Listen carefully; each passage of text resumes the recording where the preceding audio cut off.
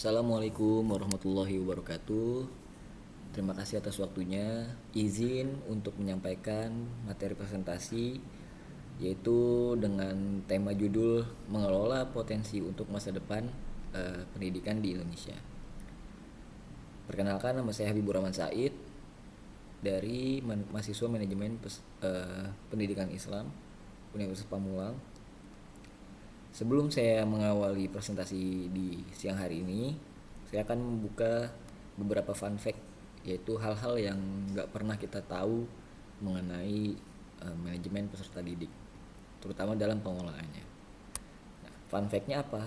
Fun fact-nya pertama adalah kita nggak pernah tahu bahwasanya Indonesia itu memiliki lebih dari 70 juta peserta didik yang tersebar di berbagai jenjang pendidikan, baik dari pendidikan sekolah dasar bahkan hingga sekolah tinggi.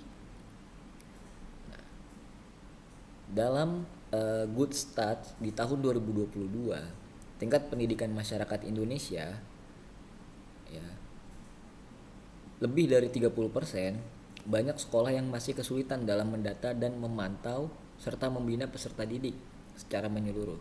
Akibatnya apa? Akibatnya potensi sebagian siswa tidak tergali maksimal karena pengelolaannya hanya aspek administratif saja. Ya, jadi misalkan jumlah siswa di sebelum sekolah atau jenjang dasar 64.000, karena tidak adanya pembinaan yang baik atau pemantauan yang baik, maka di jenjang selanjutnya baik SMP, SMA sampai S1 itu akan berkurang yang melanjutkan studinya di jenjang pendidikan tersebut. Nah, maka dari itu maka akan berdampak pada sumber daya manusia yang menurun di Indonesia. Kasus di lapangan salah satu contohnya adalah yang mana siswa berprestasi tapi tidak terpantau dengan baik. Nah, salah satunya ini ada contoh di salah satu SMP di Depok, ada seorang siswa bernama Andi yang memiliki minat besar di bidang desain grafis. Namun karena sekolah hanya fokus pada akademik saja dan absen, maka bakat Andi tidak terpenuhi dan tidak bisa terdeteksi oleh guru. Hasilnya apa? Hasilnya Andi menjadi kurang termotivasi dan prestasinya pun menurun. Nah, kira-kira banyak gak nih kasus sekolah seperti ini? Tentu banyak ya, karena ini hampir terjadi di setiap sekolah yang ada di Indonesia. Nah, rumusan masalah dalam presentasi kali ini adalah apa sih pengertian dari manajemen peserta didik, kemudian apa tujuan dan fungsi manajemen peserta didik, kemudian prinsip dan pendekatan yang digunakan dalam manajemen peserta didik. Yang terakhir adalah metode apa yang akan dilakukan atau digunakan dalam kajian ini. Dalam pendahuluannya, ya, kita harus mengerti dulu apa arti dari manajemen. Manajemen yaitu adalah rangkaian kegiatan untuk mengatur dan memanfaatkan sumber daya agar mencapai tujuan. Kita tarik dalam dunia pendidikan, arti dari manajemen ini ya sangat berperan penting untuk meningkatkan mutu dan efektivitas proses belajar bagi siswa. Jika dikombinasikan definisi tersebut, maka manajemen peserta didik adalah sebuah proses pengaturan, pengawasan dan layanan terhadap siswa dari awal masuk hingga lulus dalam lembaga pendidikan. Tujuannya apa? Tujuannya adalah membantu pertumbuhan dan pengembangan potensi siswa secara menyeluruh, baik dari spiritualnya, intelektualnya, emosionalnya, dan sosialnya. Nah, pendidikan ini juga bertujuan untuk membentuk manusia yang berkarakter, salah satunya beriman, bertakwa, berakhlak, hingga bertanggung jawab. Kemudian tujuan dan fungsi dari manajemen peserta didik.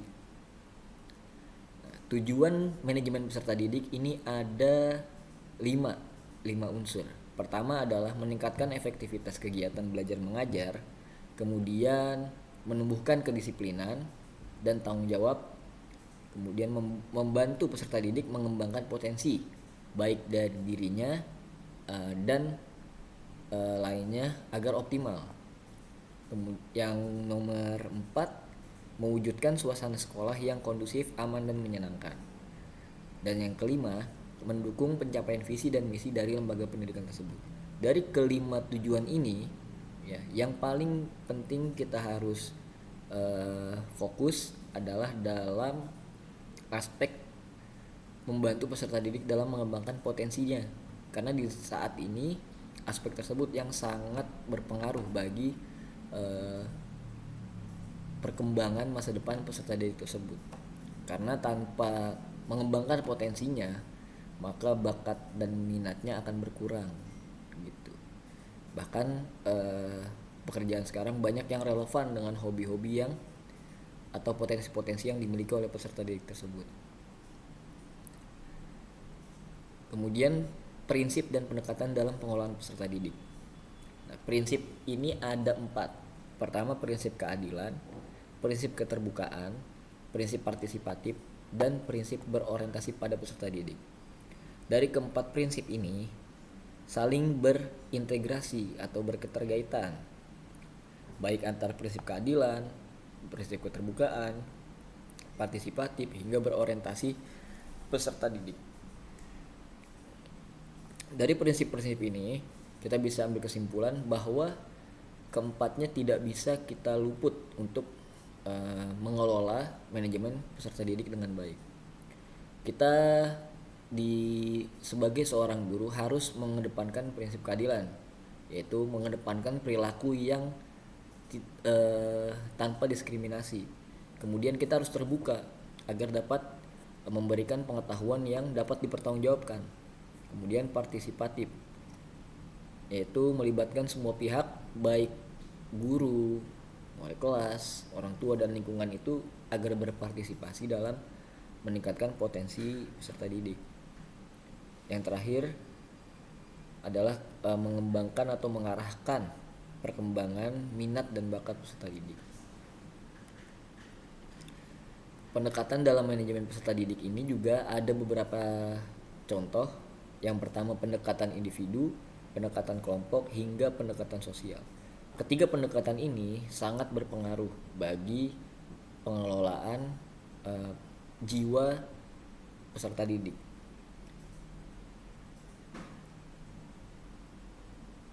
Kemudian metode yang digunakan dalam melakukan penelitian pengelolaan ini, pertama adalah pendekatan kualitatif. Biasanya metode ini adalah dengan basic literatur atau library research. Kemudian menekankan pada makna, konteks, dan pemahaman mendalam terhadap fenomena yang terjadi di saat ini. Langkah-langkahnya biasanya diawali dengan mengumpulkan beberapa referensi dari buku, jurnal, dan artikel. Kemudian yang kedua, menyeleksinya, apakah sumber tersebut relevan atau tidak. Kemudian yang ketiga, menganalisis. Setelah menyeleksi, kemudian menganalisa konsep, teori, dan pandangan dari para ahli. Yang terakhir adalah menyusun hasil deskripsi dan interpretasi ilmiah yang telah dikumpulkan.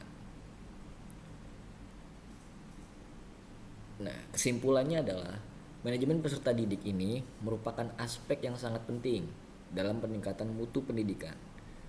Baik pengelolaannya dan lain sebagainya itu harus ditekankan dengan baik dan dikembangkan dengan baik.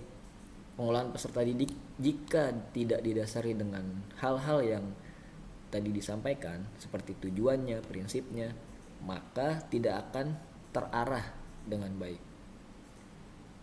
Penerapan prinsip-prinsip tersebut juga memang perlu dilakukan yang namanya pendekatan yang tepat. Diharapkan bagi setiap lembaga pendidikan agar memperhatikan pelaksanaan kegiatan dalam memanage peserta didik secara menyeluruh, mulai dari perencanaan, pelaksanaan, evaluasi, ya. Itu tenaga pendidik harus atau diharapkan untuk meningkatkan kemampuannya dalam mengelola hal-hal tersebut. Ya, agar apa? Agar tujuannya tujuan pendidikan itu tercapai dengan optimal. Mungkin hanya itu yang bisa saya sampaikan, kurang lebihnya mohon maaf. Assalamualaikum warahmatullahi wabarakatuh.